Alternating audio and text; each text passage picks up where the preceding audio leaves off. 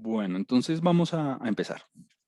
Como les venía diciendo, en la sesión de hoy vamos a dedicarnos a terminar todos los detalles técnicos, sobre todo en términos de implementación y de interpretación de los modelos de regresión lineal múltiple, que fue como el gran tema que arrancamos ayer. La clase pasada, sobre todo para que todos estemos en la misma página, arrancamos bien dando como todos los detalles conceptuales en términos de qué queremos hacer con este tipo de análisis y hacia dónde vamos. En particular, dedicamos una gran porción de la clase a dos cosas. La primera, como a estudiar qué tipo de datos son propios para este análisis. Decíamos que es muy importante tener una variable respuesta, una variable explicada, una variable dependiente, que en este contexto particular de la clase de hoy vamos a trabajarla con una variable cuantitativa continua, pero no necesariamente tiene que ser así. Es decir, hay muchas generalizaciones o extensiones de este tipo de modelos que permiten trabajar con cualquier otro tipo de variables, como variables binarias o variables de varias categorías. En fin, como que si usted lo entiende y usted sabe cómo funciona esto para variables cuantitativas, eh, esto se puede extender o usted puede buscar fácilmente la misma formulación del modelo, pero en el contexto de otras variables. Eso, digamos que funciona, las fórmulas cambian y de alguna manera la implementación computacional es diferente, pero el concepto detrás, lo fundamental es igualito, es igualito. Yo en toda mi vida, pues ustedes saben que yo tengo pregrado, maestría y doctorado en estadística. He tomado, si mal no recuerdo, unos 4 o 5 cursos de este tipo de técnicas y las opciones son infinitas, o sea, hay muchas opciones, pero todas de alguna forma se enmarcan dentro de este contexto. Entonces, si usted entiende créame que va a estar en posibilidad de entender los demás. Muy bien. Eh, Parte de la data, como venía diciendo, tiene que estar estructurada también en función de una matriz de variables explicativas, variables independientes, variables predictoras. Esa matriz por columnas, como hemos venido diciendo, contiene la información de cada una de estas variables. Y esas variables, la verdad es que sí pueden tener cualquier forma, pueden ser quanti, pueden ser quali. Lo importante es que sean las variables con las que usted quiere contrastar la variable respuesta. Es decir, esa matriz debe contener aquellas variables que, con las que usted quiere probar, con las que usted quiere comprobar alguna hipótesis de dependencia respecto a la variable respuesta. Entonces hoy vamos a construir varios modelos, hoy vamos a hacer la implementación de este tipo de modelos teniendo en cuenta varias combinaciones de variables para que usted tenga una intuición clara de cómo formular y aplicar estos conceptos y sobre todo darle una interpretación práctica. Decíamos además que el modelo, pues es un modelo muy sencillo en términos matemáticos porque se puede leer de la siguiente forma. Es un modelo en el que la variable respuesta, la variable que yo quiero explicar, la variable objeto de predicción, si se quiere, que es la Y, se puede expresar en función de, o sea, es igual a una combinación lineal de las variables predictoras. Esas variables predictoras a veces se les llama así covariables también. Esas covariables son las que yo quiero estudiar para ver si tienen una relación o no con la variable Y, con la variable respuesta. Y eso lo hacemos por medio de los coeficientes beta, que son los que queremos estimar, son los que queremos encontrar. Ahora, ¿qué dice el modelo? El modelo dice que esa variable Y se puede expresar en función de un coeficiente que desconozco por la primera variable, más otro coeficiente que desconozco por la segunda variable, bueno, etcétera, etcétera, etcétera. La interpretación de ese coeficiente es la que me va a dar a mí como una noción de si la variable es importante, es significativa, es sustancial o no para explicar Y. Y bueno, vamos a ver hoy cómo se hace eso, cómo se hace la inferencia. Además, el modelo postula que esa variable Y, además del predictor lineal basado en las covariables, tiene en cuenta un error aleatorio. Ese error aleatorio es el que contiene todos aquellos factores, ya sean variables o errores humanos o variables que no tuvimos en cuenta dentro del estudio o bueno, cualquier otro factor que pueda afectar a la respuesta, pero que de alguna manera no está contenido dentro de las variables predictivas que yo estoy considerando. Eh, y decíamos además que ese error es el que tiene carácter aleatorio, es el que tiene carácter estocástico. ¿Eso qué quiere decir? Que el predictor lineal, o sea, los betas y las x son cantidades fijas, las x son conocidas, las betas son desconocidas, pero las vamos a estimar, pero son cantidades fijas que no varían, si se quiere. En cambio, los errores sí varían porque contienen todos aquellos factores que desconozco que no pude tener en cuenta en el predictor lineal. Entonces, por eso es que tienen un carácter estocástico. Ese carácter estocástico es el que me permite a mí a futuro hacer la inferencia, hacer la generalización, la extrapolación a poblaciones, para comprobar las hipótesis, para dar respuesta a aquello que yo quería comprobar respecto a la relación entre las variables. Entonces decíamos que el supuesto fundamental, y en eso habíamos quedado, era que estos errores tenían una distribución normal. Y tener una distribución normal implicaba que la misma Y también lo iba a tener. Porque claro, si el predictor lineal, es decir, lo que involucra el beta y las X es fijo, entonces la Y hereda el carácter aleatorio de lo que es estocástico, que es el error. Entonces, un gran supuesto del modelo es que, de hecho aquí hay 4 supuestos involucrados, es que, número 1, los errores son normales. Número 2, tienen media cero, es decir, uno espera no cometer ningún error, pero es en promedio, ¿no? Eso quiere decir que los errores se encuentran distribuidos simétricamente, no uniformemente, simétricamente alrededor de las predicciones. Y todos tienen variabilidad constante, claro, no hay motivos para pensar que un individuo sea susceptible de mayor error que otro. Y todos son independientes, es decir, el proceso de observación de un individuo no afecta o no influye en el proceso de observación de otro. Ahora, cada uno de esos supuestos que mencioné, cada uno de esos 4 supuestos que mencioné, es decir, que tienen distribución normal, que tienen media cero, que tienen varianza constante y que son independientes, alguien me puede decir perfectamente, pero no necesariamente, ¿no? Es decir, por eso es que se llaman supuestos. Alguien me puede decir perfectamente, Juan Camilo, yo puedo considerar errores que no sean normales. Y sí, yo puedo considerar errores que no tengan variabilidad constante, es decir, cuya variabilidad dependa del individuo. Claro que sí. Usted puede considerar errores que no sean independientes, como sucede en los modelos de datos panel. Entonces, esto de los modelos de regresión lineal múltiple son modelos muy particulares porque, digamos, enmarcan estos supuestos, pero existen modelos más sofisticados, si se quiere, o más generales que flexibilizan esos supuestos. Pero, digamos que la ventaja y la razón por la cual yo creo que saber trabajar con este tipo de modelos es importante es porque eh, si usted entiende esto, pues va a poder entender los otros modelos más generales. Es decir, por ejemplo, en los modelos de datos panel, usted sabe que los errores no son independientes. ¿Por qué? Porque el proceso de observación depende del pasado. Eh, porque en los datos panel uno hace observaciones a través del tiempo. Y lo que ocurra hoy va a afectar a lo que ocurra mañana.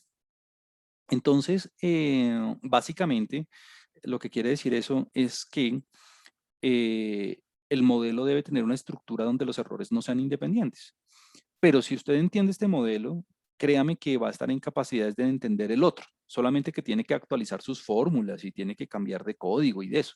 Pero pues eso se logra fácilmente con una búsqueda de literatura, pues ya sea en línea o en algún libro, lo que sea. eh, y ya. Entonces, si usted entiende créame que va a entender el resto. Eso no, no hay ningún problema. Entonces, lo que quiere decir que los supuestos no son una camisa de fuerza, son los supuestos bajo los cuales vamos a interactuar en esta clase, esta vez bajo los que funcionan los modelos de regresión lineal múltiple. pero si sus datos, por ejemplo, no satisfacen algún supuesto o hay algún supuesto que usted no considere, digamos, pertinente para su aplicación en particular, créame que ese modelo ya existe. Créame, ese modelo ya existe. Hay infinitas opciones. Y aquí vamos a tratar como la más fundamental, la opción bajo la cual surgió todo, ¿no? Es decir, todos esos modelos más sofisticados nacieron de este modelo, pues. Nacieron como una alternativa más general o más sofisticada de este modelo. Entonces, la verdad es que ponernos a estudiar otros modelos sin haber entendido este, pues no tiene mucha gracia. Entonces, ¿hacia dónde vamos? Vamos hacia la implementación de este modelo, vamos hacia la interpretación de los coeficientes de este modelo en un caso práctico. Entonces, lo que hicimos la vez pasada fue considerar un caso nuevo, consideramos un script nuevo en el que estamos trabajando con una base de datos de stocks y de shares, que llamamos ejemplo 1 Liquidity Regression. Eso está en una de las carpetas del curso. Y en ese contexto trabajábamos, dimos como el contexto general, explicábamos como más o menos el significado de las variables y decíamos que el gran objetivo era, bueno, trabajar con el volumen el volumen de las acciones de cada una de las compañías como una manera de materializar o representar la liquidez de los stocks, que es finalmente la variable que yo quiero, eh, mm, que es finalmente la variable que yo quiero modelar, que es la variable sobre la cual yo quiero encontrar relaciones, porque de alguna forma es una variable que es muy importante para la toma de decisiones respecto a comprar o no comprar. Y esa variable volumen, que es la variable dependiente, la variable Y, la variable que yo quiero explicar, la vamos a modelar, la vamos a comparar, si se quiere, con otras variables de diferentes tipos.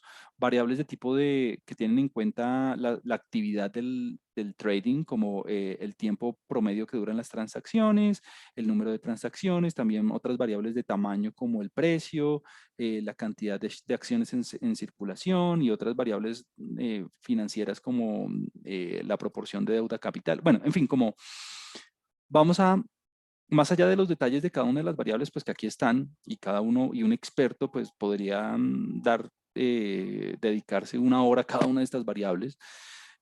Más allá de eso, mi mensaje principal es que usted tiene una variable dependiente, que es el volumen, que representa la liquidez, y la quiere explicar, la quiere asociar, la quiere examinar en función de otras variables diferentes, como el tiempo promedio de las transacciones, el número de transacciones, etcétera, etcétera, etcétera, sobre las cuales usted quiere ver, identificar si son significativas o no, explicando el volumen y que le pueden servir para hacer predicciones de ser necesarias. A eso vamos. Entonces, en ese sentido, bueno, importamos la base de datos, limpiamos, entre comillas, la base de datos, pues porque ya venía limpia en el sentido que únicamente la importamos y la organizamos.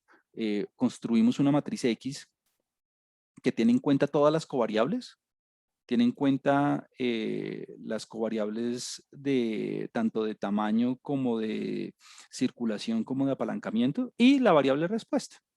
Entonces, utilizando estas variables, 2, 4, 6 variables, utilizando estas 6 variables, vamos a hacer un modelo predictivo para el volumen, para ver cuáles tienen una relación significativa o no con el volumen y cuáles ameritan ser tenidas en cuenta para explicar la liquidez. Entonces, hicimos, examinamos los datos muy rápidamente. En particular, trabajamos con la matriz de correlaciones y con algunos dispersogramas y básicamente nos enfocamos en examinar cómo volumen tenía una relación con las otras variables. ¿Y por qué esta primera fila es la que me hace sentido mirar en este caso? Es la fila que me hace sentido mirar en este caso porque yo quiero ver cómo se relaciona volumen con las otras variables que me van a servir a mí de que van a fungir como el papel de explicativas. Entonces, claro, hay algunas otras relaciones importantes y de hecho uno debería únicamente tener en cuenta aquellas covariables que no sobrecarguen información el modelo. Por ejemplo, usted se da cuenta que el número de transacciones y share contienen, digamos, tienen una relación alta, tiene una relación del, vamos a verla cuánto es, tienen una relación del número de transacciones y share, tiene una relación del 82%, lo que quiere decir que si yo fuera a construir un modelo predictivo o un modelo que me ayudara a mí a explicar volumen, pues yo debería incluir alguna de las dos variables porque si las tengo en cuenta ambas, pues casi que estoy teniendo en cuenta la misma información. Entonces, vamos a ir poco a poco construyendo varios modelos para que usted vea cómo funciona y cómo uno hace el proceso de tanto de implementación como de interpretación. Eh, Aquí Viviana hace una pregunta en el chat y dice, en este punto, ¿cómo se sabe que el error cumple los 4 supuestos? Excelente pregunta. Entonces, igual que surgió la inquietud en otra clase, no recuerdo en cuál, alguien decía, bueno, si la validez de mis interpretaciones y la validez de mis conclusiones dependen de que los supuestos se satisfagan o no a la hora de ajustar el modelo, ¿por qué no empiezo por primero validar los supuestos y ver que sí se cumplen antes de ponerme a hacer cualquier cosa? Y de hecho, es un excelente punto de partida. Entonces, para saber si los supuestos se cumplen o no, lo que uno debe hacer primero es ajustar el modelo, o sea, estimar los betas. Lo primero que uno debe hacer para poder ver si los supuestos se cumplen o son razonables o no, es es ajustar el modelo, es decir, estimar cada uno de estos betas.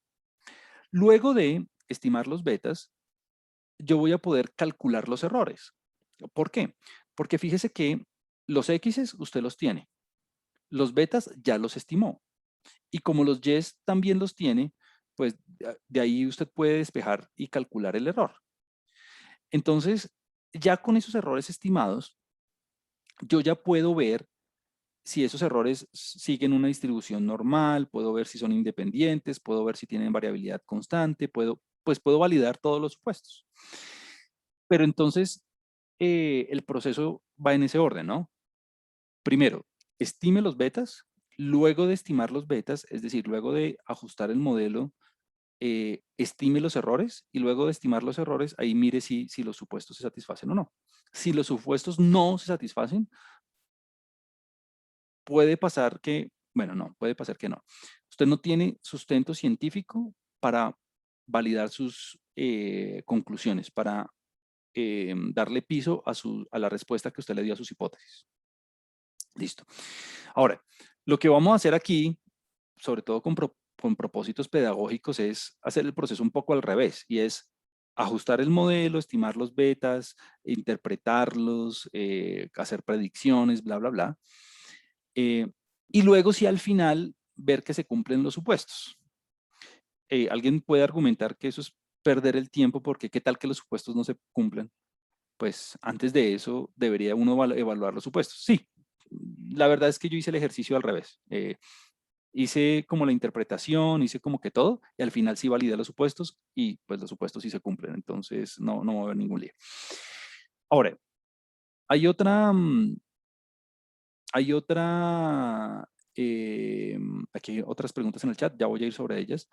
Hay otra cuestión y es que, por ejemplo, si yo estoy trabajando con datos panel, donde yo sé que los errores no son independientes, pues ni siquiera trato de ajustar este modelo, pues porque yo ya sé que los supuestos no se van a cumplir de entrada. Entonces, ese es otro punto, ¿no? Sí, usted sabe que hay algún supuesto que por la naturaleza del problema con el que está trabajando no tiene sentido, como yo le decía en los datos panel, pues los errores no son independientes, pues ni siquiera trate este modelo, ¿no? Pues porque ya usted sabe que el supuesto no se va a cumplir. Aquí en el chat hay otros comentarios. John, por ejemplo, me dice que si no se sale del tema, la validación mediante análisis de residuos es en este modelo. Sí, ¿no? Es exactamente eso, correcto. Yo los llamo errores, John bien lo dice, estos errores en la literatura a veces se conocen también como residuos, que son básicamente las desviaciones o las diferencias que yo obtengo frente a lo que observé en los datos y el estimado predictivo, pero eso únicamente se puede lograr cuando los betas los hemos hallado, ¿no? Sin los betas, usted no puede calcular los errores o los residuos, si usted quiere. Es por medio de estos residuos que yo valido los supuestos. Correcto, es exactamente eso. No está salido para nada del tema. Es exactamente eso. Súper. Entonces vamos a hacerlo así. ¿Qué vamos a hacer? Primero, vamos a considerar un modelo particular, el más sencillo de todos. Vamos a estimar los parámetros y bueno, vamos a empezar a armar una discusión en términos de interpretación y de computacionalmente cómo se hace. Luego vamos a ir como mejorando el modelo de a pocos, sobre todo para tener en cuenta varias variables. Y al final sí vamos a validar los supuestos. Yo sé que no es el orden, digamos, óptimo en términos de que si los supuestos no se cumplen, pues nada que interpretamos funciona, pues, o funciona con ciertas limitaciones, pero lo vamos a hacer así, sobre todo para facilitar la exposición y como no adentrarnos dentro de detalles que de pronto confundan la discusión o la desvíen un poco. Entonces vamos a empezar. Primero, vamos a, lo primero que vamos a hacer es estimar un modelo, ajustar un modelo, estimar los betas para un modelo, el modelo más sencillo. Este yo lo llamo modelo 1. Es un modelo que únicamente tiene en cuenta una variable explicativa, o sea, una sola X, una sola X. Recuerde de nuestro análisis exploratorio que el número de transacciones es una variable que parece ser importante en términos de el impacto que pueda tener sobre el volumen por varios motivos. Pues número uno, pues porque la lógica me dice que el número de transacciones pues tiene que tener un impacto sobre el volumen, sobre la liquidez. Número dos, porque el histograma, el dispersograma muestra como una relación entre esas dos variables directa, más bien fuerte, tiene un coeficiente de correlación vamos a ver, volumen con número del 77%. Entonces, creo que esa y el tiempo promedio de las transacciones vale la pena tenerlas en cuenta de una. Y de hecho yo ya intuyo que esas dos van a ser significativas, van a ser, digamos, fundamentales para hacer las predicciones de la liquidez. Pero quisiera arrancar por ahí con solo una variable por varios motivos. El primero es porque, bueno, número uno, me va a permitir a mí recordar lo que vimos de regresión simple. ¿Por qué? Porque esta es una regresión simple, es una regresión donde tenemos una sola variable explicativa y una sola variable explicar. Número dos, nos vamos a enfocar en la implementación computacional y de manera, digamos, sencilla, sin tener en cuenta otras variables, pues para no complicar el asunto. Y número tres, pues me va a permitir a mí ver cómo poco a poco yo puedo ir construyendo varios modelos. Eso me lleva al siguiente comentario y es, Juan Camilo, existe un solo, o sea, como que cuando yo estoy trabajando con esto de la regresión, ¿existe una sola solución? ¿Existe una sola forma de hacerlo? Y la respuesta es no. Existen muchísimas opciones. ¿Por qué?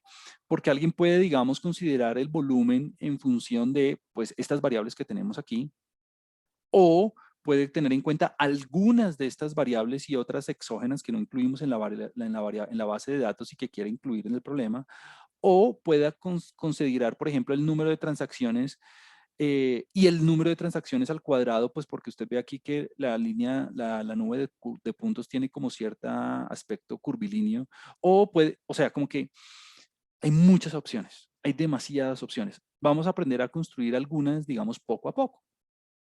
Entonces esta es la opción más sencilla, más fácil y con la que yo quisiera empezar sobre todo con procesos de explicación. De alguna forma el mejor modelo no existe.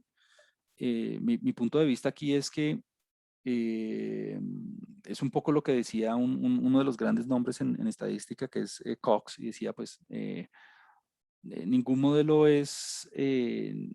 todos los modelos están equivocados, pero algunos de ellos son útiles.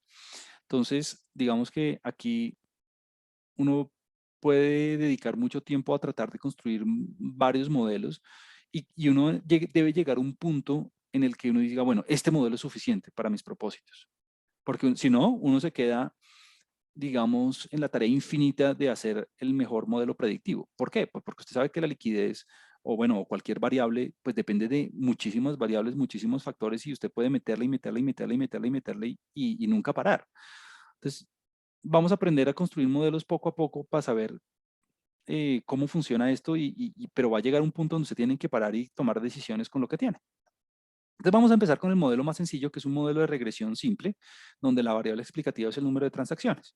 Entonces, en términos computacionales, pues R, lo mismo que muchos otros software, SPSS lo tiene, Stata lo tiene, Excel lo tiene, Python lo tiene, R lo tiene funciones, rutinas especializadas para ajustar los modelos, o sea, para estimar los betas. En términos matemáticos, pues yo lo incluí en las diapositivas, pero de alguna forma no quisiera como dedicarme a hablar de los detalles matemáticos y demostrativos de por qué es que dan esos parámetros. Si esto fuera una clase de maestría o de doctorado en estadística o en matemáticas, pues claramente me tocaría ir sobre esos detalles porque ahí el objetivo es otro. Aquí mi objetivo es que los podamos poner en contextos prácticos e interpretar las cosas. Entonces, pues aunque no quiero ir sobre los detalles de la estimación, el computador lo que va a hacer es aplicar estas técnicas de estimación. En particular va a utilizar el método de máxima verosimilitud, que es el que me va a permitir a mí hacer las pruebas de hipótesis y los intervalos de confianza sobre los parámetros de interés. Y afortunadamente, pues como hemos hecho con las otras aplicaciones, pues hay una rutina especializada que lo hace. Esa rutina en R, y estoy seguro que existen en los demás softwares, se llama LM. Ese LM viene de Linear Model. Es una rutina que viene por defecto instalada en R y le permite a usted, digamos que, hacerlo todo. O sea, esta rutina hace todo. Estima los parámetros, prueba las hipótesis, construye, bueno, los intervalos de confianza no los construye, pero le da todos los insumos para hacerlo, en fin. Nosotros hicimos una discusión, digamos, profunda en este sentido cuando vimos el primer módulo, pero pues la voy a volver a tener hasta cierto punto para, no, para recordarlo, número uno, y dos, pues para poderle sacar el mayor provecho a esto cuando lo hagamos en el caso múltiple. Entonces, lo primero es, bueno, ajustemos el modelo. Entonces, lo que vamos a hacer es crear un nuevo objeto que se llama Model 1, o usted le puede poner como quiera, aquí en lugar de Model 1 puede ponerle estimación 1 o prueba, algunos lo llaman así, My Model 1 bueno, como quiera. El verbo en inglés para ajustar modelos es fit, ¿no? Entonces, fit 1 si quiere, como usted quiera. Entonces, yo le voy a poner Model 1 y ese objeto Model 1 va a ser el resultado de ajustar el modelo de regresión lineal con la rutina LM. Que considere como variable respuesta al volumen en función de, eso significa esta virguliña, el número de transacciones. Y la base de datos con la que vamos a trabajar es la base de datos Liquid. Entonces ahí ya lo tiene todo. Ya el computador con eso va a entenderlo todo. Ahora, este es uno de los mensajes más importantes que yo quiero que usted se lleve. Si usted, si usted está utilizando otro tipo de modelos más sofisticados o más generales, créame, eso, lo bonito de trabajar con software libre es que eso ya lo ha implementado alguien y lo ha puesto a disposición para usted en el software que sea, bueno, sí, en R, por ejemplo. En Excel a veces no pasa. Bueno, en Excel hay muchas limitaciones porque solo tiene en cuenta algunas rutinas, pero en SPSS también están, en Stata también están, etcétera. Entonces, mi punto es que si usted está trabajando con otros modelos más generales, por ejemplo, con modelos que requieran una variable respuesta binaria como bajo riesgo o alto riesgo, o como sí o no, o como a favor, en contra, o como spam o no spam, en fin, ya la rutina no es LM, sino otra rutina. Usted la tiene que buscar y ya. Se llama, digamos, en ese caso se llama GLM, de Generalized Linear Model. O si usted está trabajando con datos panel, la rutina, existe una librería que ya tiene todo eso implementado y es una rutina que se llama LPM. Yo incluí el código, que esa fue la que utilizamos con Luis en el paper. En fin, como que todo ya está. Simplemente usted tiene que documentarse, encontrarla, implementarla tal cual estamos haciendo aquí y darle una interpretación a los coeficientes. Es eso. Entonces usted corre el modelo, lo ajusta. Esa corrida del modelo, mire que con un solo clic usted ya tiene absolutamente acceso a todo las estimaciones a las que haya lugar. Y ese objeto que nosotros llamamos Model 1 es un objeto que tiene por dentro muchas cosas. Tiene 12 cosas aquí, es una lista que tiene 12 cosas por dentro. Pero mi punto es, más allá de cada una de las cositas, más allá de cada una de las cositas que pueda haber en esa lista, pues vamos a empezar a examinarlas poco a poco y si en algún momento usted tiene alguna duda al respecto, pues la ayuda, simplemente es leer la ayuda y ya. Entonces vamos a ver como las cosas más importantes del ajuste. Eso se logra por medio de la instrucción summary. Esta instrucción summary lo que hace es darle un resumen, si se quiere, de los aspectos más relevantes del modelo, en este caso del modelo 1. Entonces veámoslo, vamos a ver el summary del modelo 1. Ese summary, y esto lo estoy haciendo un poco rápido porque nosotros ya lo vimos en algún momento en el módulo pasado. Ese summary, cuando usted lo ejecuta, le va a dar como la siguiente salida que está usted viendo en pantalla aquí en la consola. Y es la que yo quisiera, sobre la que yo quisiera llamar su atención rápidamente antes de hacer un modelo más sofisticado. Lo primero es que, jamás reporte los resultados tal cual le aparecen aquí en el programa, ¿no? Pues porque si alguien no tiene un entrenamiento cuantitativo, pues no va a entender nada. Es decir, es su labor como investigador y como, digamos, analista, presentar, comunicar los resultados de una manera asertiva y que le den un sentido al lector y le den un sentido a la comunidad en la que usted trabaja y se desempeña. Por ejemplo, mire, pues esta es la salida y aquí hay un montón de cosas y vamos a ir sobre como cada una de esas cosas y ya vamos a darle un sentido, pero la presentación es fundamental. Entonces, por ejemplo, en el paper que les mencionaba de Luis, con el que trabajamos en conjunto, que usted tiene aquí en la carpeta de papers, lo voy a abrir en un momento simplemente para que usted lo tenga como referencia. Fíjese que eh, en ese paper, cuando yo hacía referencia, este es un modelo de datos panel, entonces es básicamente lo mismo, solamente que los errores están correlacionados, es todo. Fíjese que la forma en que usted presenta usted aquí presenta los coeficientes, los modelos, mire que hay 9 modelos en realidad. Pero cuando uno presenta los resultados, uno lo tiene que hacer de forma un poco ordenada, o sea, como que uno no se dedica, el peor error que uno puede cometer, por ejemplo, aquí hay un montón de variables, si usted se da cuenta en la parte derecha, pero el error que usted puede cometer es simplemente copiar y pegar esto. ¿Por qué? Porque si usted copia y pega esto, pues nadie va a entender nada, ¿no?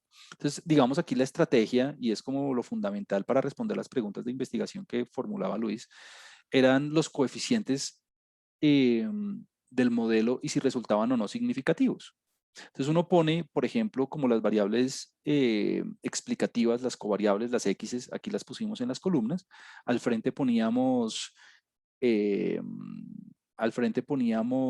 los valores de los coeficientes y los asteriscos significan si son significativas o no son significativas a cierto grado de confiabilidad.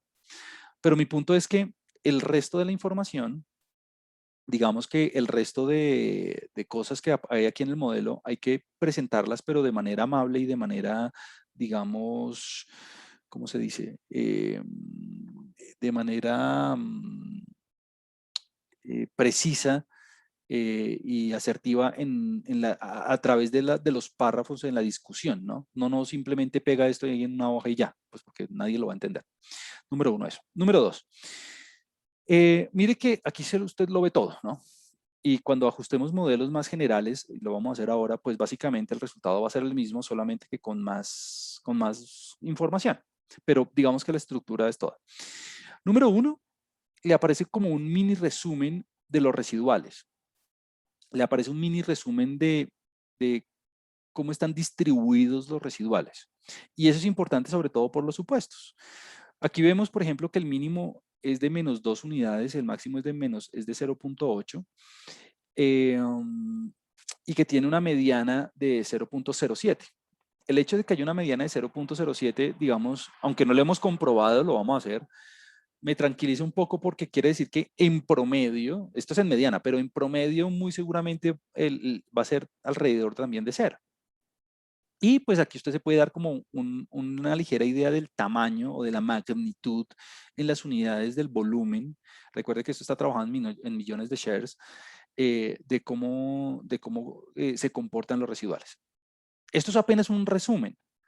Esto no es la comprobación de los supuestos. Esto aquí simplemente es como una idea general de lo que ocurre con los residuales. Están el mínimo, el máximo y los cuartiles. Primer cuartil, mediana y tercer cuartil. Simplemente para darse una idea de lo que ocurre. Si me sale un valor de residual muy grande, un valor máximo muy grande, o un mínimo muy pequeño, o una mediana que no esté alrededor de 0 o algo así, yo ya empiezo a sospechar de que algo no está funcionando bien con los supuestos del modelo. Listo. Entonces aquí no tengo residuales tan grandes ni tan, digamos, sobresalientes. Tengo una mediana alrededor de 0, entonces digamos que estoy tranquilo. Número 2. Aparece una sección de coeficientes. Esta es, digamos, como el grueso del análisis y es como donde uno centra usualmente la atención. Y aquí quisiera mencionar varias cosas. Primero, este modelo que estamos ajustando, que es el modelo simple, pues es un modelo que tiene una estructura eh, digamos, muy particular porque únicamente contiene 2 coeficientes. Y alguien me puede decir, uy, ¿cómo así que 2 si únicamente usted puso aquí el número de transacciones? ¿Dónde está? ¿Cómo así que 2 coeficientes? ¿Por qué? Ah, bueno, y la razón es porque el modelo que estamos ajustando es el siguiente. Estamos cogiendo el volumen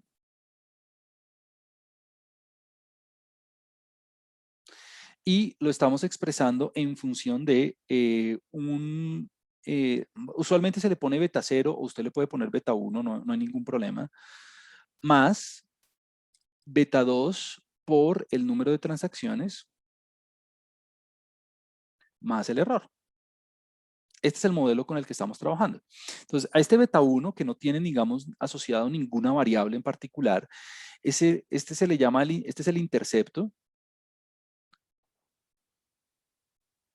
o es el parámetro que hace la función de un promedio global, o sea, es el efecto global de que se tiene sobre el volumen. Es decir, como que este beta 1 no cuantifica nada relacionado con ninguna variable exógena, simplemente toma el promedio global en relación con el volumen.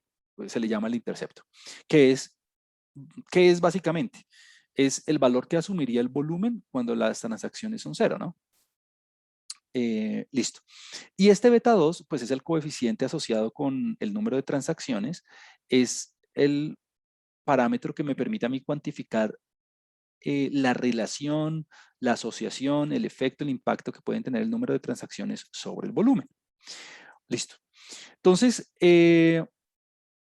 básicamente cuando usted ajusta el modelo, pues está aquí, estamos estimando este parámetro y este parámetro, el intercepto y este coeficiente. Muy bien, esta es una pendiente en realidad. Ahora, aquí hay muchas variantes, hay muchas opciones. En este caso no es necesario hacerlo, pues porque yo ya lo chequeé cuando chequeé los supuestos del modelo y no hay necesidad. Pero aquí amerita un comentario y es el siguiente. Cuando, por ejemplo, el supuesto de normalidad no se cumpla, entonces uno dice, bueno, si el supuesto de normalidad no se cumple, pues todas las inferencias que yo haga y todas las conclusiones que yo haga no van a tener un soporte científico. Entonces, ¿qué hago? Pues una opción, y es la opción más fácil y es por la primera opción que yo me voy, es cambiar de escala el volumen. ¿Por qué? Pues porque uno podría considerar otro modelo de pronto un poquito más general que considere otra estructura que no sea normal, pero la verdad es que las fórmulas y el software se complican mucho. Entonces, una opción es hacer una transformación de la variable respuesta que simetrice eh, la variable, así sea en otra escala. Por ejemplo, usted puede tener unos ingresos o puede tener una variable. Por ejemplo, usted puede tener unos ingresos, por dar un ejemplo, y esos ingresos pueden tener esta forma. Pueden tener, digamos, un sesgo. Usualmente si usted grafica los ingresos o un PIB o cosas de ese estilo, usualmente tienen un sesgo positivo. Así, esto no es normal. Esto tiene una cola pesada a la derecha, o sea, tiene como un comportamiento que no es simétrico. ¿Por qué? Porque en la parte superior hay una cola muy pronunciada que daña la simetría. ¿Qué quiere decir esa cola? Que hay valores de la variable que ocurren con poca frecuencia, pero que igual existen. Eso sucede mucho con los ingresos, eso sucede mucho con cualquier variable donde pueda haber datos atípicos. Entonces, ¿cuál es la alternativa para no complicar el modelo, para poder tener sustento sobre lo que uno está estudiando? Es hacer una transformación de la variable.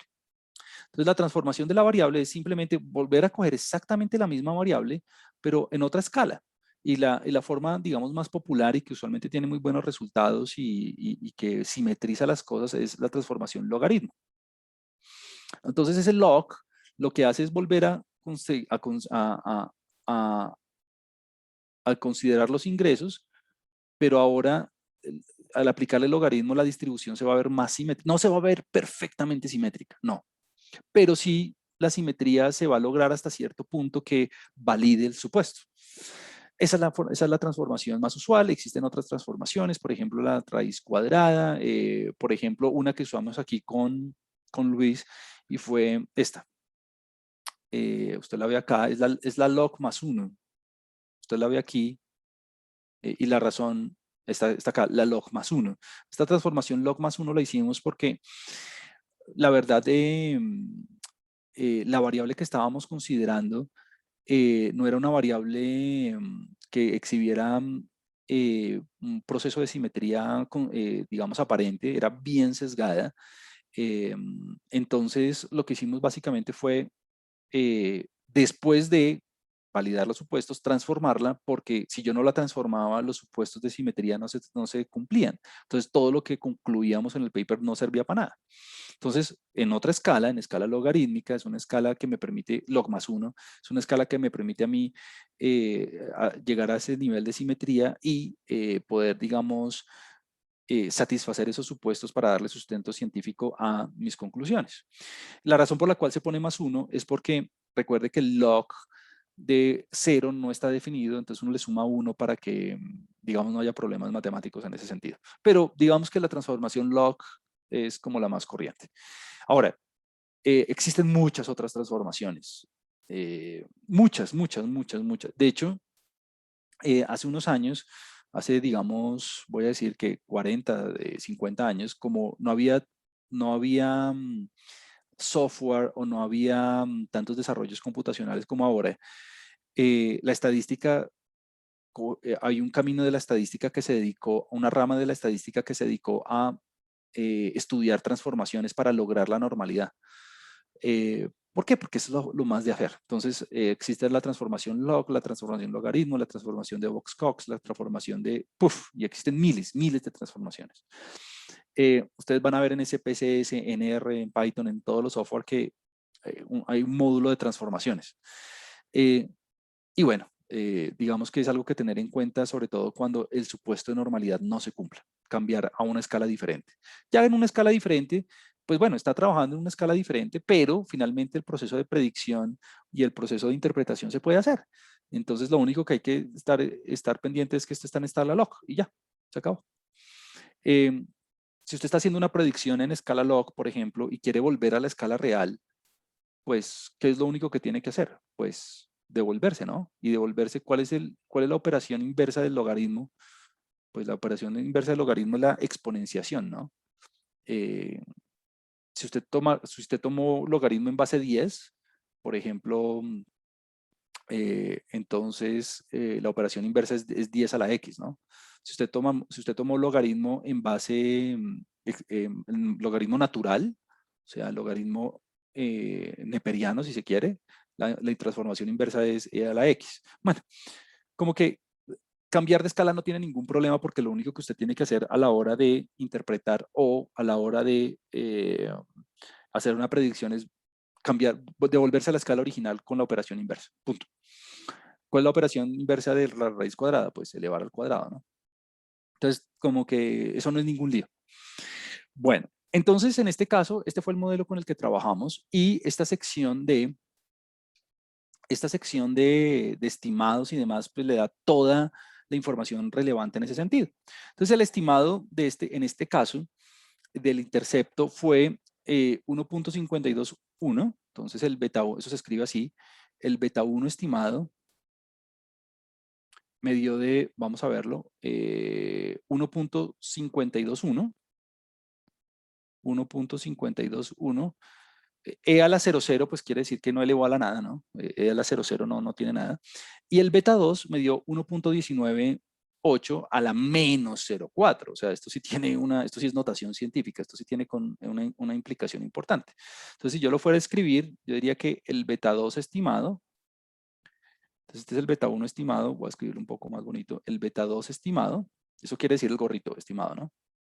Me dio 1.19 e a la menos 0.4. O sea que si yo lo fuera a escribir, digamos, de manera larga, pues yo lo que debería escribir sería 0.000, ahí van los 4 ceros, 1, ahora olvidé el resto, 198.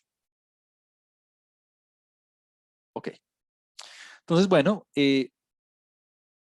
usted aquí tiene los valores de los betas y ahora estamos en una posición de, número 1, interpretar el significado de cada uno de estos betas y número 2, ver si son significativos o no. Entonces vamos a hacerlo por partes. Primero la interpretación.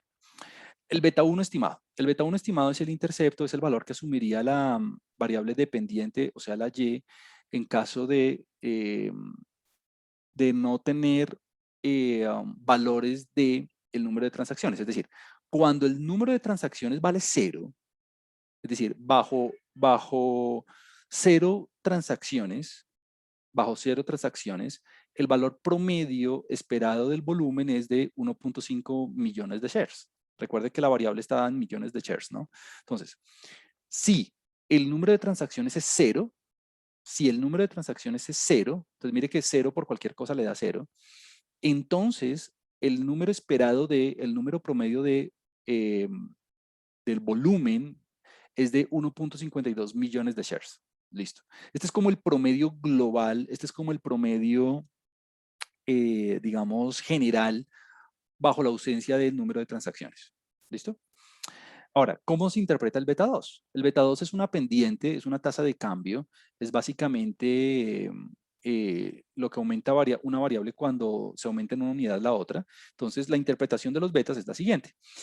Es el cambio, es la pendiente, es lo que cambia, Y, correspondiente a una unidad de cambio en la X que usted esté examinando, cuando el resto, pues en este caso no tenemos más resto, pero cuando las otras variables son constantes, ¿no?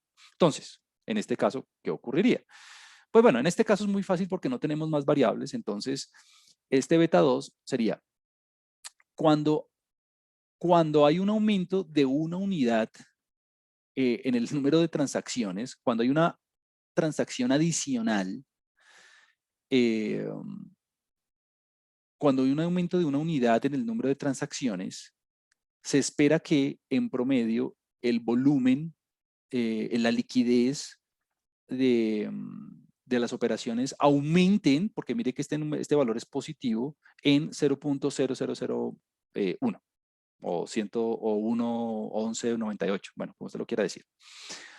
Alguien me puede decir, uy, Juan Camilo, pero ese numerito está como muy chiquito, ¿no hay una manera más bonita de decirlo? Sí, si usted quiere en lugar de trabajar en una unidad, pues trabaje no sé, 10.000 unidades.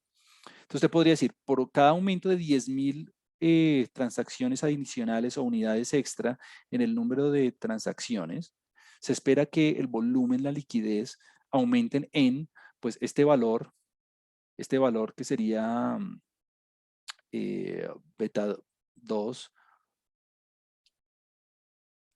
por 10.000, pues que es la cantidad de transacciones que usted, o de unidades transaccionales que usted tuvo extra.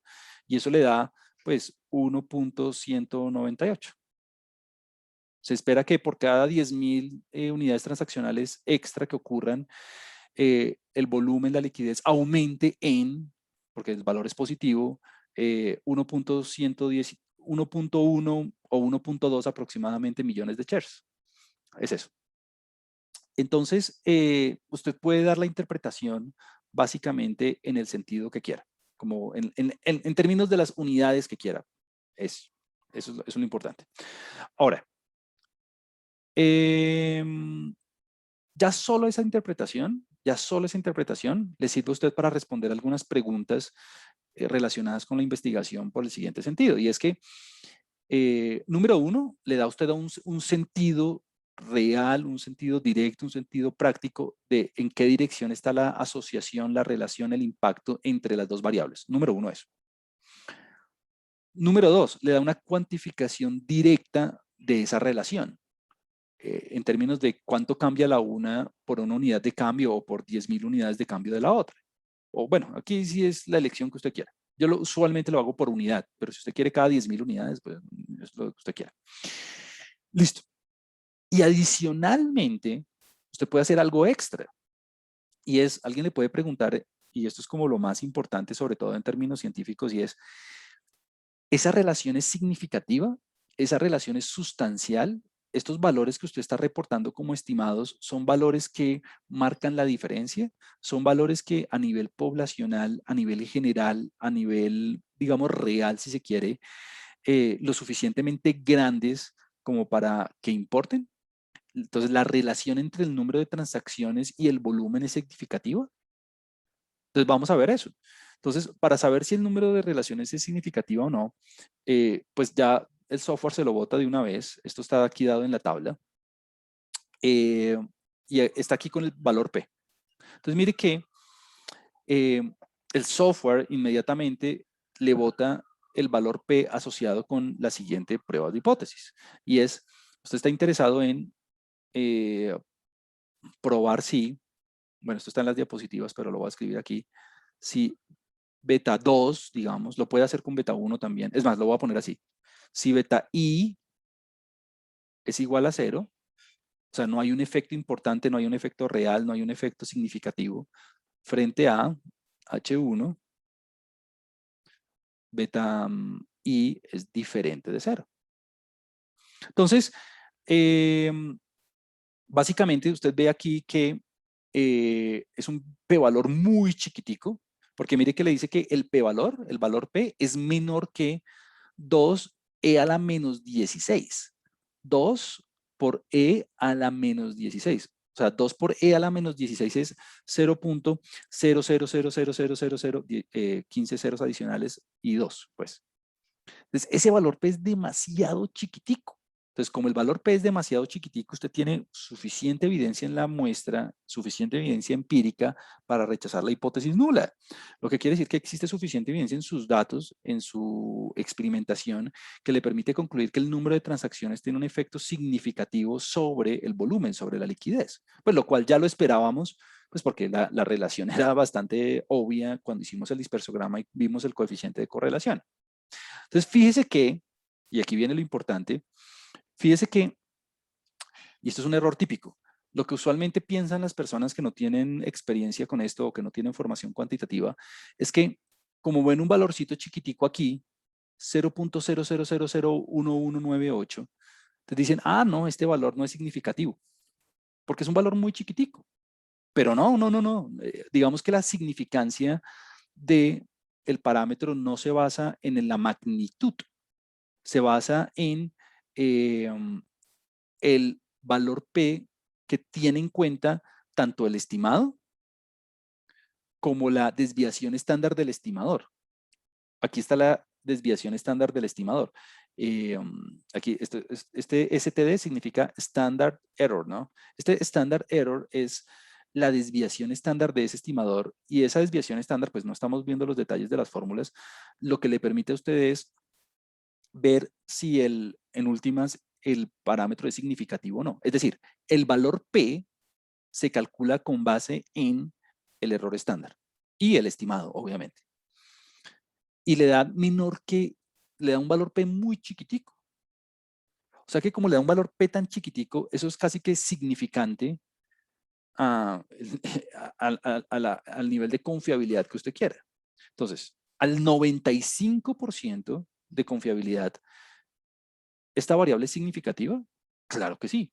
¿Por qué? Porque el valor P, que es menor que 0.00000000016, es menor que 5%, ¿no?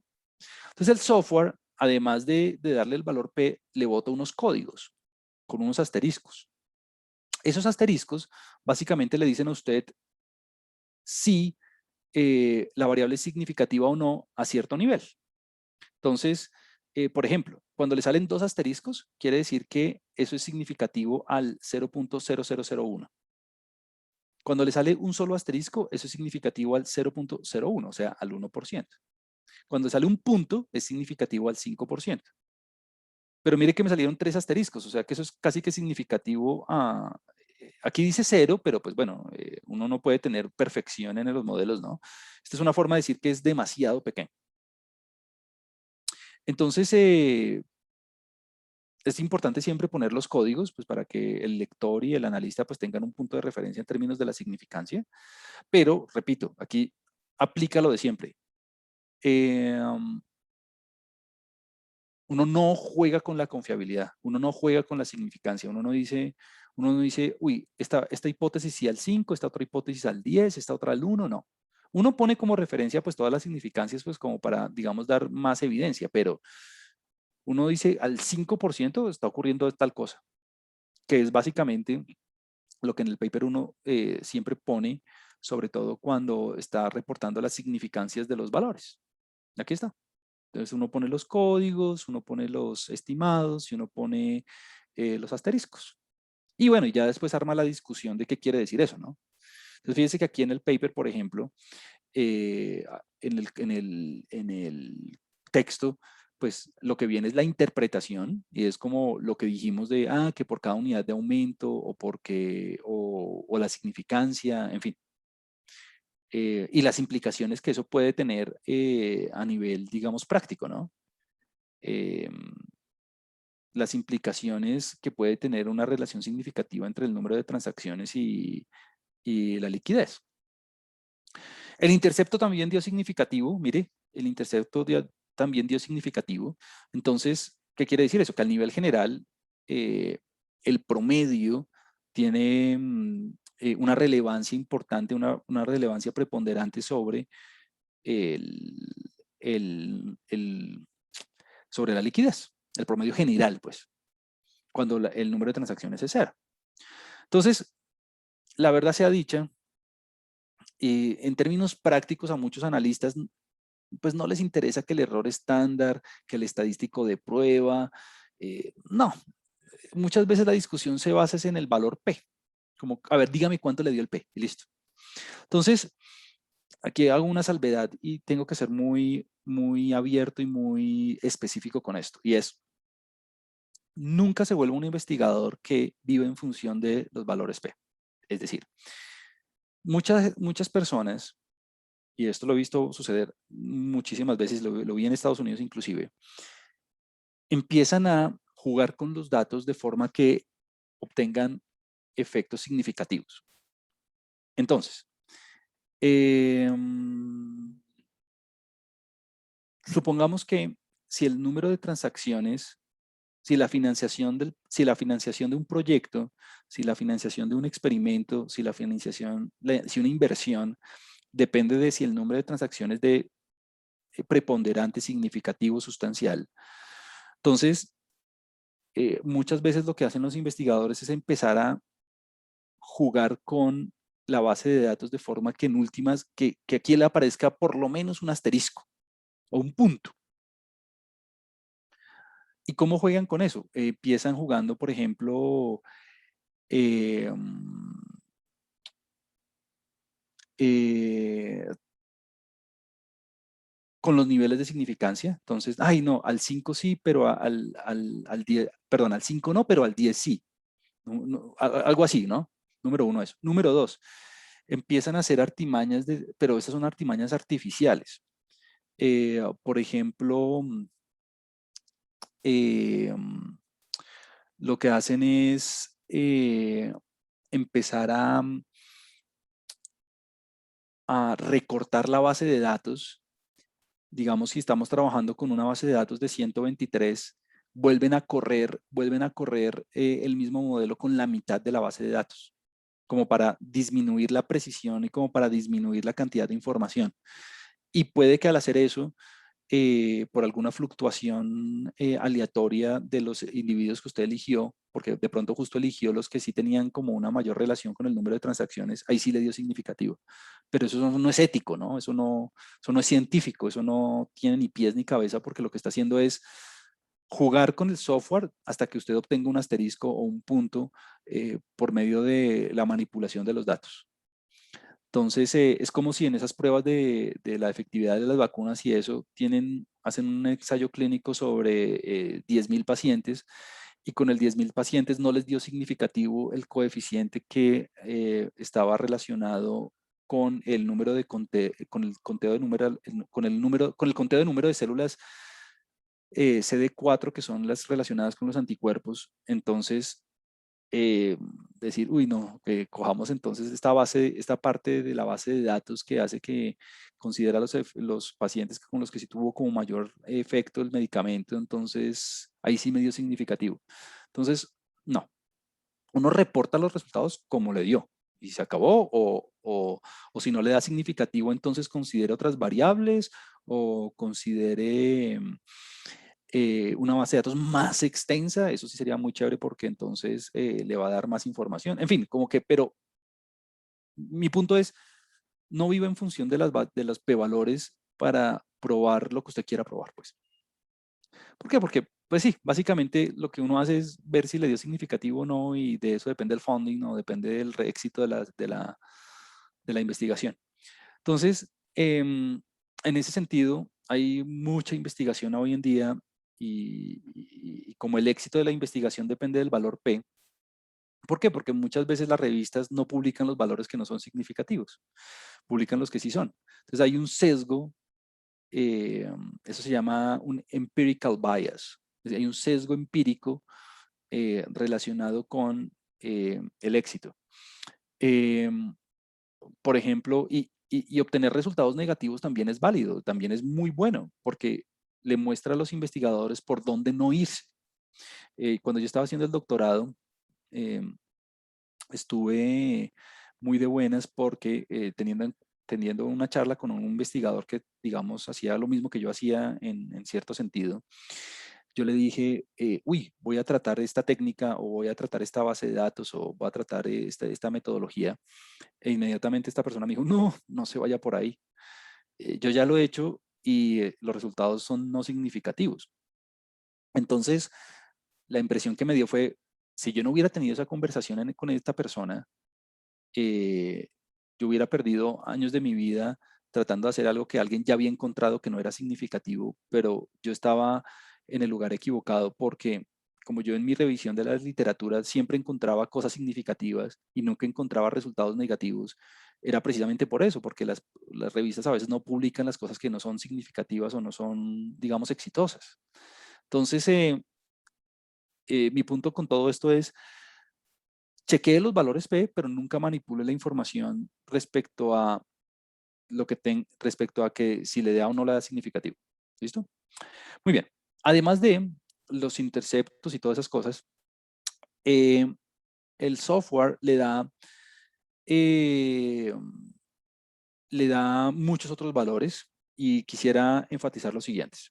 El primero es este estadístico F con este valor P. Ese estadístico F con ese valor P, que también es un valor P muy chiquito, es una prueba de hipótesis relacionada con, es hasta aquí, permítame se la muestro, está acá, es esta, es la significancia global.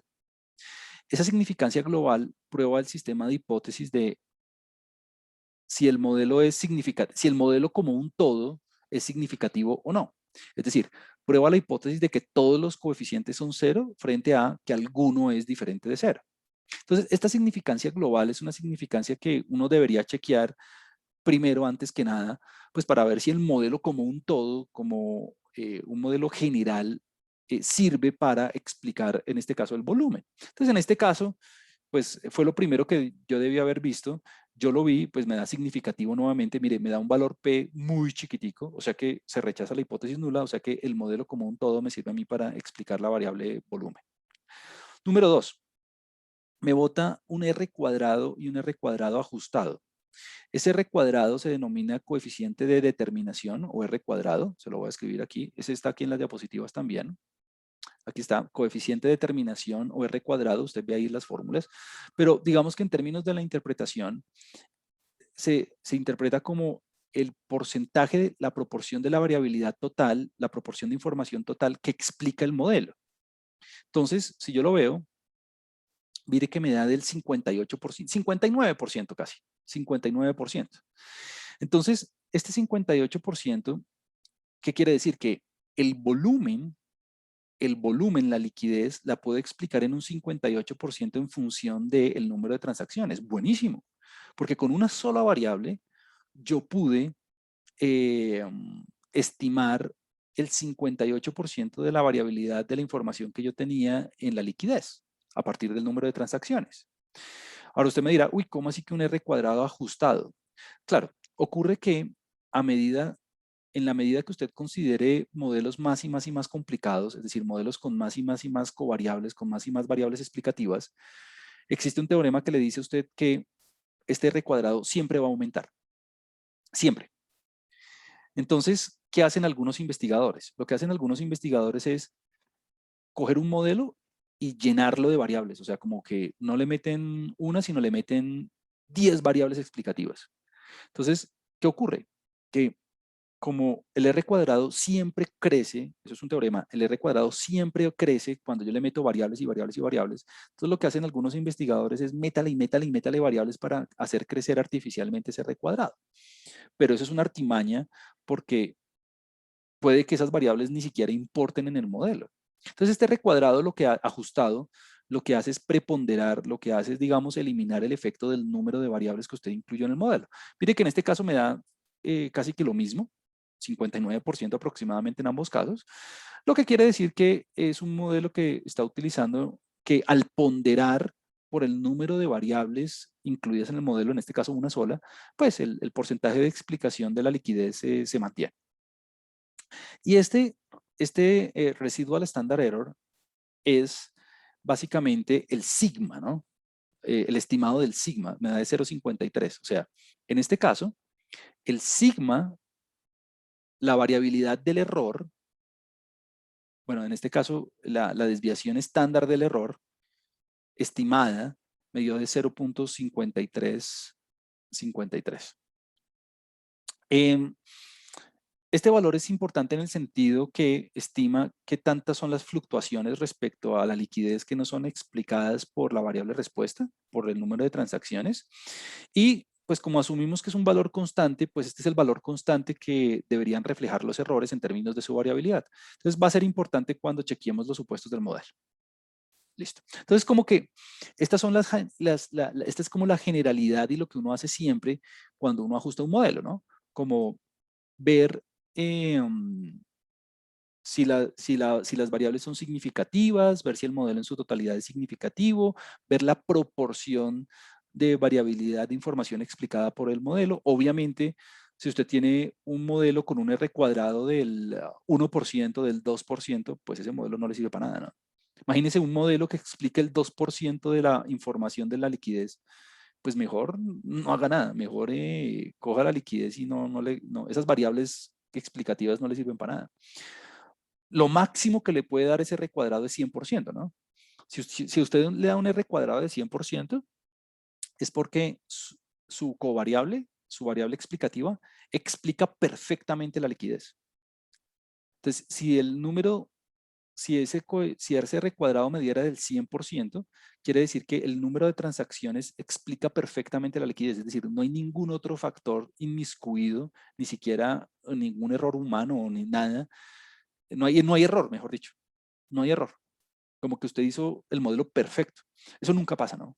Porque claramente todas las variables tienen en cuenta, o sea, se generan a partir de muchos factores, y más la liquidez en un caso de stocks.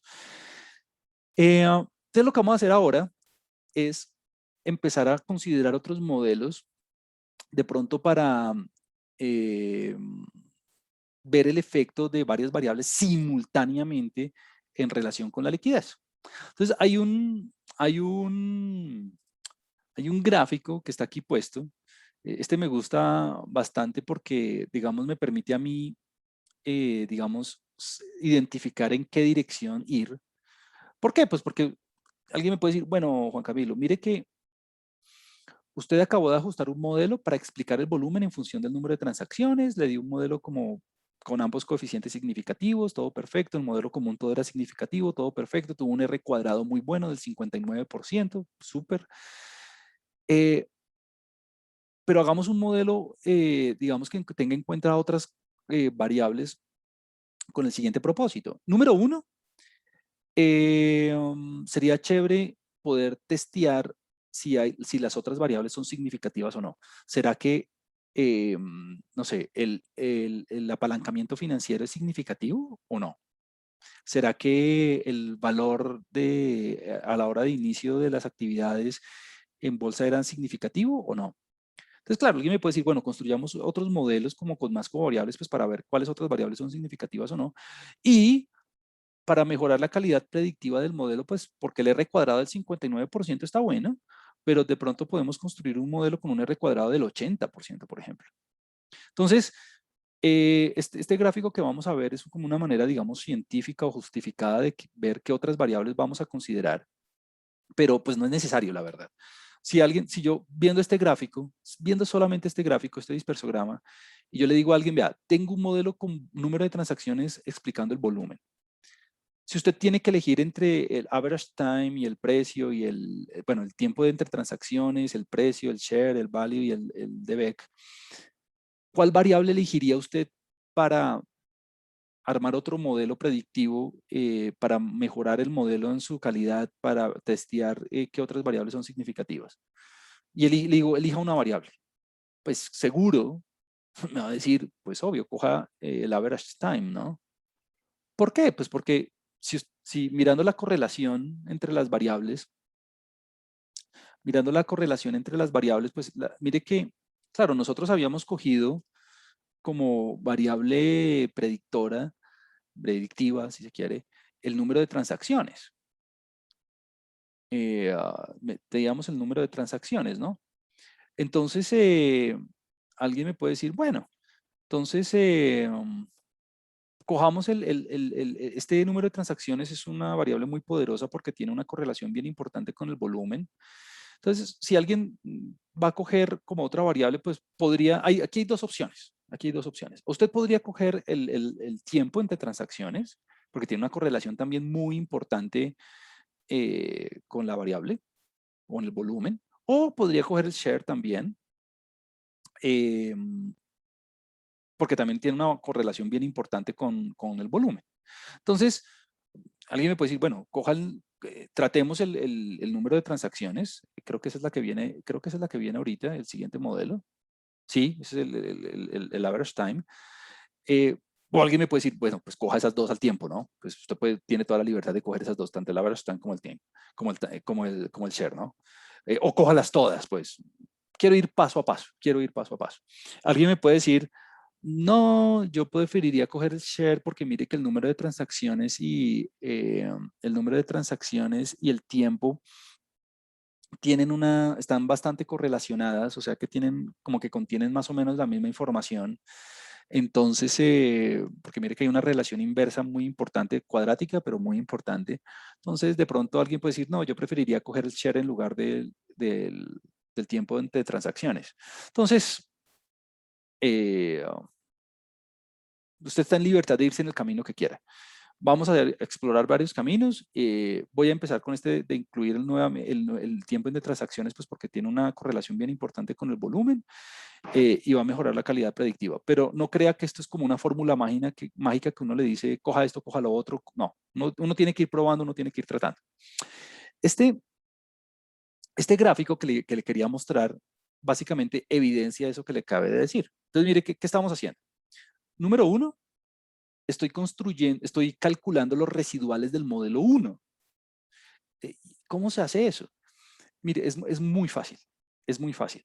Usted simplemente utiliza la instrucción residuals. Esta instrucción residuals lo que hace es calcular los residuales a partir de los estimados que obtuvimos. O sea, usted no tiene que ponerse a hacer nada a mano. Y esta operación lo que hace es guardarla en la base de datos. Mire que cojo la base de datos Liquid y dentro de Liquid estoy creando una nueva variable que se llama residuals.model1. Usted la puede llamar como quiera. Si quiere la puede llamar residuales1 o algo así. Entonces, calculamos los residuales, los guardamos en la base de datos. Ahí está. Mire que ahora ya tengo una variable extra en Liquid que contiene los residuales. Mire, aquí están todos los residuales. Y luego hacemos un gráfico donde vamos a hacer los, y luego, perdón, no es un gráfico, y luego calculamos la correlación entre los residuales que acabamos de calcular y el resto de las variables. Y el resto de las variables, obviamente, sin incluir el número de transacciones, porque esa ya la incluimos. Entonces, mire, calculamos los residuales, número 1. Número 2, calcule la correlación utilizando de la base de datos Liquid los residuales, el tiempo, el DBEC, el precio, bla, bla, bla, bla, bla. Y veamos qué obtenemos. Entonces vamos a ver qué obtenemos. Mire, obtenemos los siguientes. Obvio, pues la correlación de los residuales con los residuales es 100%, ¿no? O sea, no hay nada que ver. ¿Dónde está la mayor correlación? La mayor correlación de los residuales está con la variable tiempo entre transacciones. Mire, menos 50%, es una relación inversa, perfecto. Las otras relaciones, mire que son demasiado pequeñas, ¿no? 0, 0.0, 0.0, 0.00, 0.16. Entonces, si yo fuera a incluir una variable extra en el modelo, podría incluirlas todas y no pasa nada. Pero si yo tuviera que elegir una variable para incluir en el modelo, elegiría el tiempo promedio. ¿Por qué? Porque es la que más se correlaciona con los residuales después de haber ajustado el modelo 1. Es decir, después de haber tenido en cuenta el número de transacciones, los residuales contienen una cantidad de información que tiene una correlación bien importante con el tiempo entre transacciones. ¿Qué quiere decir eso?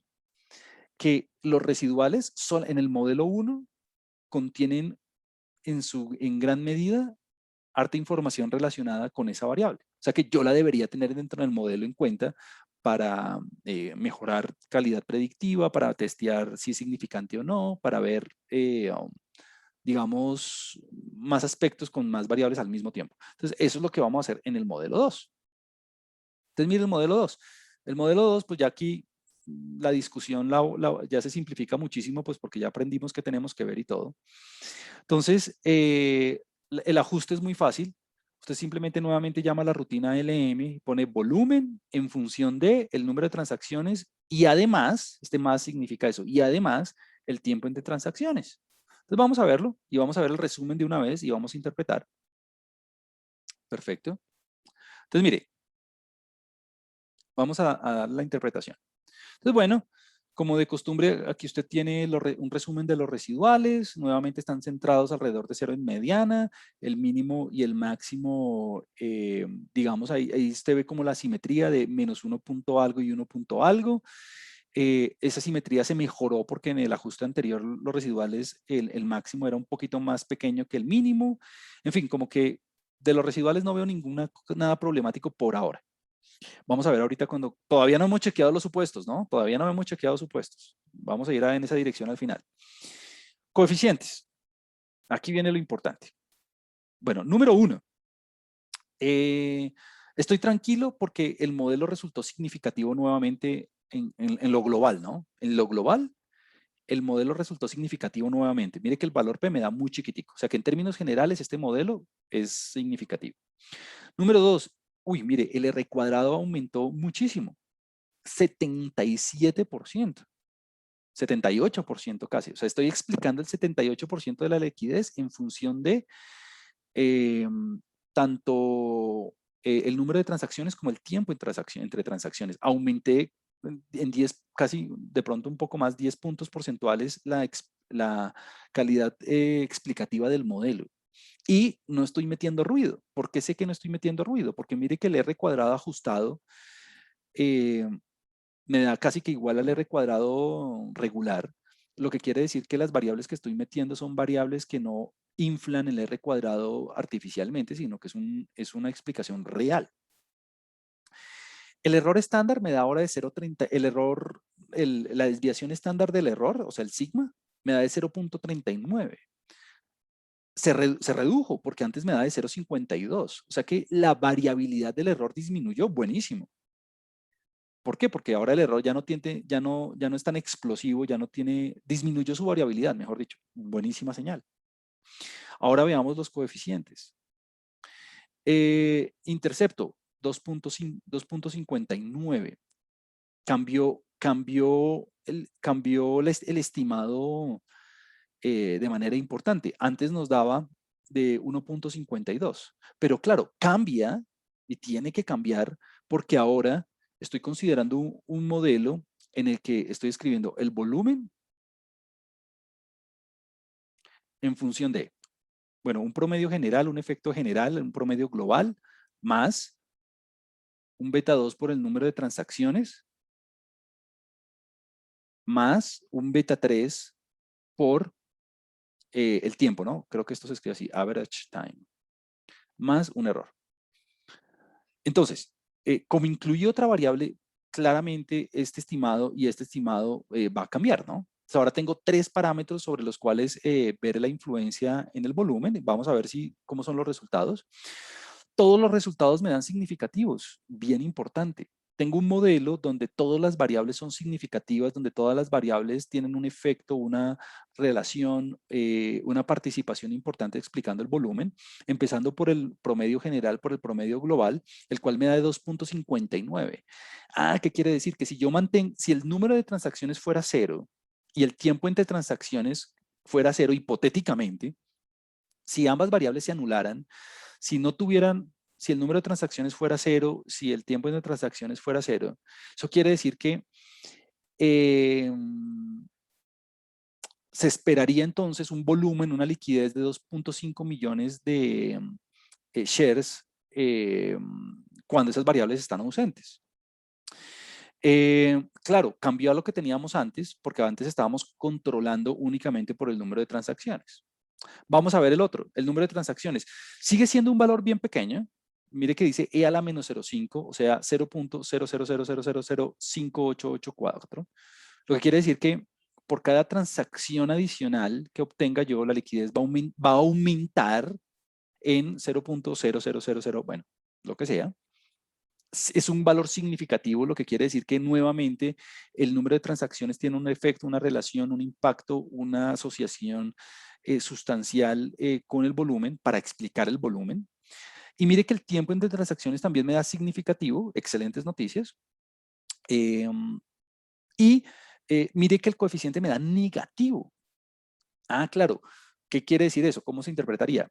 Se interpreta que manteniendo el número de transacciones constante, si yo aumento el tiempo entre transacciones en 1 minuto, porque esto estaba en minutos, entonces la liquidez va a disminuir, lo cual es lógico porque entre más tiempo hay entre transacciones, pues el número de shares que se venden o el número de shares se vuelve menos atractivo. Va a disminuir en 0,012 millones de shares. Entonces, mire que el procedimiento, el protocolo, la forma de hacerlo es exactamente la misma, solo que ahora pues tiene en cuenta usted varias variables. ¿Listo? Bueno, entonces aquí quisiera ir de alguna forma cerrando la sesión en 2 sentidos. La primera es que, claro está, perdón, aquí, la primera es que, claro está, usted hubiera podido hacer aquí un modelo, lo voy a escribir aquí debajo, antes de ir con la validación de los supuestos. Alguien me puede decir, no, Juan Camilo, lo que yo voy a hacer es esto. Voy a hacer un modelo 3, que no lo tengo, lo voy a hacer aquí en vivo, no lo debería haber hecho, pero bueno. Y ese modelo 3 lo que va a hacer es, mire que hice, mire que hice control C, control V. Entonces eso es lo bonito de trabajar con esto, que uno puede, digamos, apropiarse de lo que ya tenía hecho. Voy a hacer un modelo 3 y ese modelo 3 lo tiene todo. Es decir, yo no me voy a poner a hacer lo que usted hizo, de ponerme a ver variable por variable, que de ponerme a echarle cabeza de qué puedo ir incluyendo y eso no. Yo quiero testearlo todo. Y entonces al testearlo todo, mire, cojo el número de transacciones, cojo el average time, el precio, el share, bla, bla, bla, bla, bla. Pero lo cambié donde no era. Perdón. Eso es lo malo de trabajar en vivo. Listo. Y lo meto todo. Y es un modelo 3 que vamos a ver qué hace. Vamos a ver qué hace. Vamos a ver cuáles son los resultados, vamos a ver el summary y vamos a ver por qué es conveniente o no hacerlo. Listo. Entonces aquí lo corrí, lo ajusté, tuve en cuenta todas las variables. Mire, el intercepto más 1, 2, 3, 4, 5, 6 variables simultáneas. 7 betas. Aquí tengo 7 betas. ¿Por qué 7? Porque tengo el intercepto más el del tiempo, más el número de transacciones, más el precio, share, value y DBEC. Listo. Y aquí voy a hacerle un llamado de atención en varios sentidos. Primero, usted se da cuenta que hay variables que no le dan significativas, ¿no? Mire que hay variables que no le dan significativas. Usted puede decir en su reporte o en su análisis, al ajustar un modelo que incluye todas las variables, hay unas que no son significativas, por lo cual uno puede, más que descartarlas, como no tenerlas en cuenta cuando uno hace un modelo óptimo para predicción. Por ejemplo, mire que el apalancamiento financiero no le da significativo. Y la no significancia no depende del tamaño, no depende del tamaño del coeficiente, o sea, no es la magnitud del coeficiente lo que lo hace significativo, no, lo que lo hace significativo es la estandarización, es la prueba de hipótesis, pues, por decirlo de alguna forma. ¿Por qué? Porque usted aquí tiene el número de transacciones, ese número de transacciones sí le da significativo, al 5% por lo menos, y es un valor mucho más chiquitico que este otro, ¿no? Entonces, en ese sentido, nunca se deje engañar por la magnitud. La magnitud no le dice a usted si es significativo o no, es el valor P. Número 1, eso. Número 2, hay valores que no son significativos, perfecto. Siguiente, mire que no estamos ganando mucho. Con el modelo 2, nosotros teníamos un estimado de la variabilidad del error de 0.39. Mire que ahora metiendo todas las variables me da de 0.382. No ganamos mucho. La variabilidad del error casi que se mantuvo igual. Y el R cuadrado aumentó. Pero mire que aumentó a casi 80%, pero el R cuadrado ajustado se quedó en 78%, 79%. Casi que no ganamos, porque es que antes lo teníamos en 77%. Entonces, no es una buena idea, no es, en términos predictivos, no es una buena idea, digamos, métale y métale y métale variables, pues porque finalmente usted pierde parsimonia, usted pierde digamos, calidad interpretativa, porque el modelo se vuelve mucho más complejo. Mire que esto se vuelve más difícil de leer. Y lo que gana es muy poco.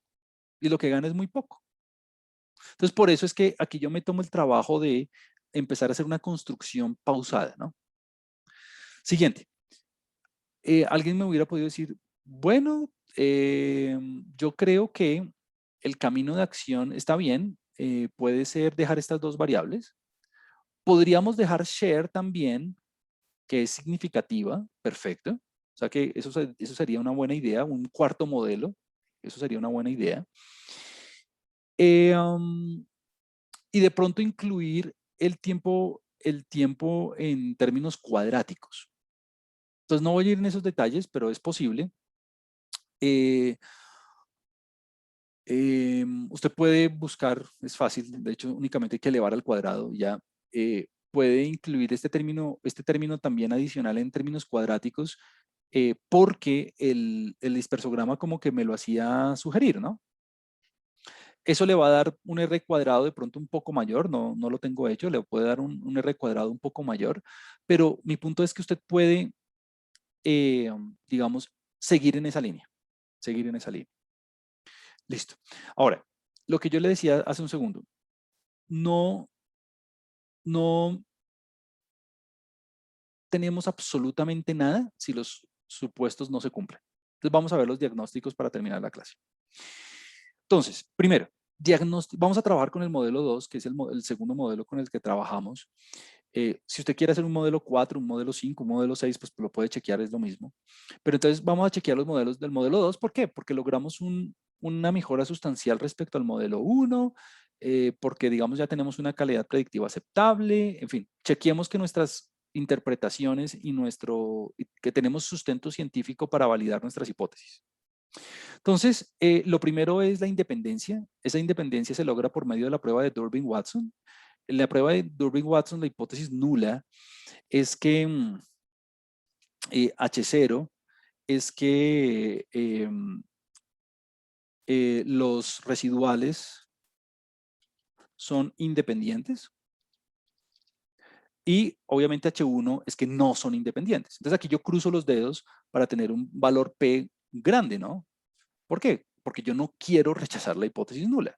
Entonces es muy fácil, simplemente usted tiene la rutina Durbin-Watson test, no vamos a ir sobre los detalles del matemáticos, pero pues ahí están. Entonces, vamos a ver qué nos dio. Esta prueba viene del paquete CAR, ¿no? Este es un paquete que tiene esta prueba instalada, entonces perfecto. Entonces, mire, nos dice que el valor P es del 57%. La hipótesis nula, los residuales son independientes, en términos matemáticos se escribe así, ¿no? Rho igual a 0. Rho es el parámetro que controla la independencia, si se quiere. Entonces, no estamos rechazando la hipótesis nula. Mire que me da un valor P del 57%. Ni siquiera me voy a ir sobre los detalles del estadístico de prueba, ni la autocorrelación, ni nada de eso. Tengo un valor P del 57%, mi supuesto se cumple, todo perfecto. Vamos a ver la normalidad. Preparando la clase esta vez, yo no conocía esta librería, me encontré una librería buscando en R, en Google, Norm Test. Esa librería Norm Test tiene, tiene como 10 pruebas de normalidad. Aquí puse 4, porque ya me dio pereza copiar las otras. Entonces, chequeemos los residuales. Entonces, bueno, yo instalé la librería, usted la tiene que instalar. Esta librería, esta prueba de Shapiro viene por defecto instalada en R, no tiene que instalar la librería. Esta prueba de Shapiro, recuerde que en la prueba de normalidad, la hipótesis nula es los residuales son normales. O sea que la hipótesis alterna es no son normales.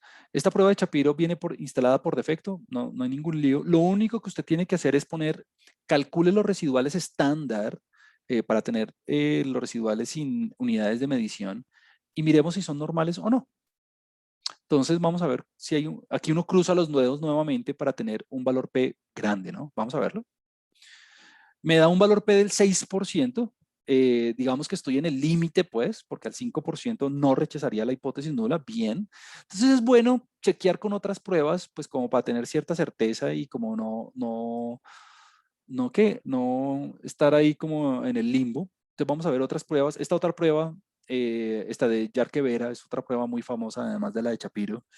Están en este paquete que yo le digo. Vamos a verla. Cruzo los dedos nuevamente para que me dé grande el valor P. Ah, esta me da pequeña.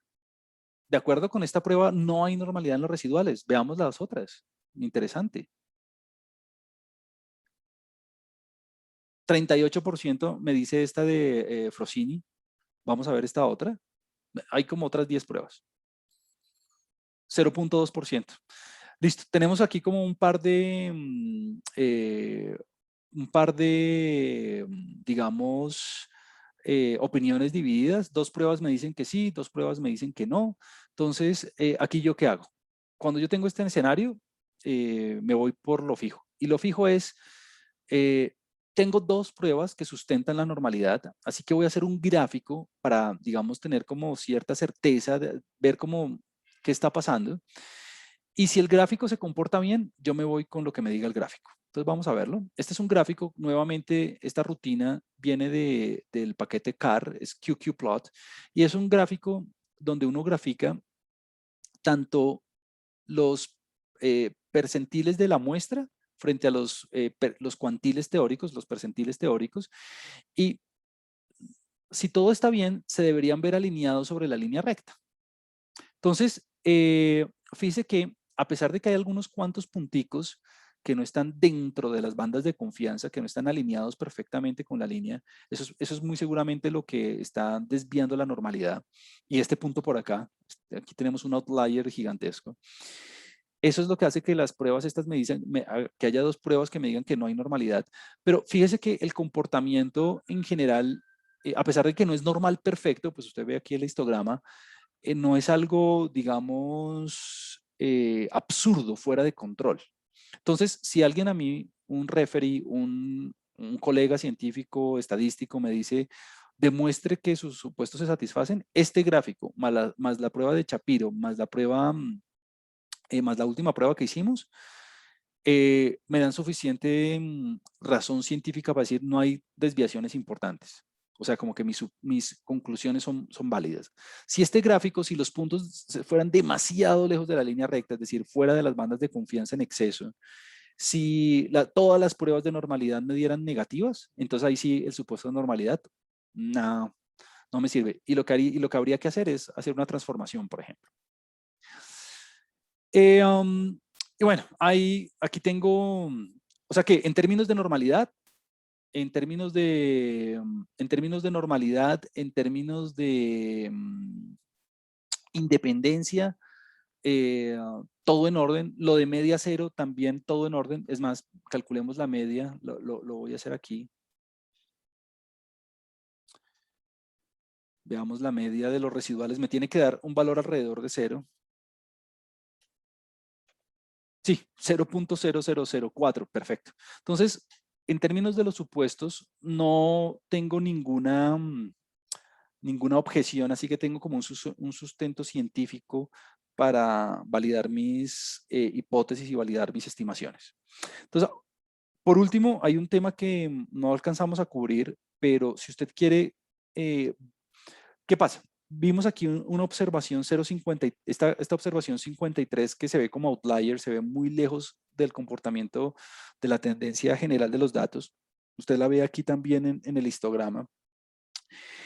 Esas observaciones influyentes pueden ser, hay que mirarlas, pues número uno, pues para ver cuáles son las acciones, cuáles son los individuos que pueden tener como un comportamiento diferente al conjunto de datos, número uno eso. Y número dos, porque esas observaciones pueden afectar las estimaciones y pueden afectar los valores P que ya habíamos calculado. Entonces, echarles un ojo y volver a correr el modelo sin esas observaciones puede ser una buena idea.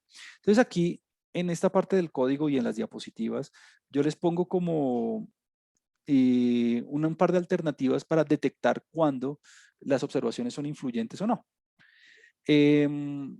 Y eso lo hago con el propósito de ver si hay algunos casos raros o algunos casos que puedan afectar mis conclusiones. Entonces, no quisiera terminar la clase sin decir lo siguiente. Número uno, a pesar de, listo, con esto ya validamos los supuestos del modelo, miramos las estimaciones de los parámetros, probamos las hipótesis, vimos cuáles tenían una relación significativa o no, vimos si el modelo era o no significativo. Ya podemos hacer predicciones porque como ya tenemos los betas y tenemos los X's, pues ya puedo yo predecir cualquier Y. Entonces, mi punto es, más allá de los detalles técnicos, más allá de las fórmulas, más allá de las demostraciones, siempre tenga en cuenta que cualquier modelo que usted encuentre, usted lo puede implementar computacionalmente fácil, porque todos los software ya lo traen disponible de alguna manera. Entonces, en lo que usted se tiene que centrar, porque lo hayamos cubierto o no lo hayamos cubierto en clase, es en la interpretación de los parámetros y en cómo validar los supuestos bajo los cuales fue construido el modelo. Sí, hay algún modelo que no trabajamos en clase o que usted se le haya olvidado, que no haya entendido, lo que sea, empiece enfocándose en eso. Ya la parte de las demostraciones, la parte de técnica de que cómo se calcula el p-valor o de que cómo se calcula el estadístico de prueba, eso ya es secundario, sobre todo si mi propósito es hallar evidencia empírica en un caso aplicado. Yo estadístico, obviamente me enfoco mucho en esas demostraciones y en ese sustento científico, pero ustedes digamos que deberían enfocarse más en la otra parte y ya el que quiera, digamos, enfocarse en la parte matemática y en la curiosidad, digamos, técnica, pues lo puede hacer. Eh, y no, y no piense que porque no hayamos cubierto algún modelo o alguna cosa u otra en clase, no es que no sea importante, no, solamente que con tan poquitas horas y pues yo llevo estudiando estadística 20 años, entonces pues es imposible darles 20 años de estadística en 38 horas y más cuando su formación profesional no es una formación profesional de las ciencias puras. Eh, entonces no piense que porque no vimos un modelo en clase no sea importante o algo así, no. Lo que yo espero que usted haya podido obtener de la clase es, bueno, algunos fundamentos, algunas, digamos, ideas claras por medio de componentes principales, correlación canónica, clustering, regresión, comparación de tratamiento y control. Y existen más y más y más y más métodos. Lo importante es que ahora usted ya tiene, digamos, una idea de cómo abordar los problemas y de por dónde ir, más allá de si usted entiende el detalle matemático, pues. ¿Y cómo lo hace? Ah, pues simplemente busque como la, la, le- la, mm, la formulación del modelo, cómo interpretar los parámetros y cómo se implementan computacionalmente. Yo, cuando me enfrento a una técnica nueva, esto es aquí como un truquito que yo tengo, yo lo último que miro son las fórmulas. Esa es la verdad. Lo último que miro son las fórmulas. Lo primero que miro es cómo interpreto los parámetros y cómo lo hago en R. Bueno, R porque es mi preferencia, o SPSS o lo que sea. Y listo, y se acabó. Ya después me pongo con los detalles y eso, pero eso es lo de menos en este punto. Bueno, entonces con eso concluyo la clase de hoy. Lo que haríamos mañana entonces sería trabajar en la exposición y, digamos, resolver cualquier duda o cualquier otra técnica que usted quiera discutir o algo, pero ya por separado, pues ya porque su proyecto o su exposición lo requiere. ¿Listo? Entonces nada, eso sería todo por hoy. Muchas gracias y nos veríamos la próxima.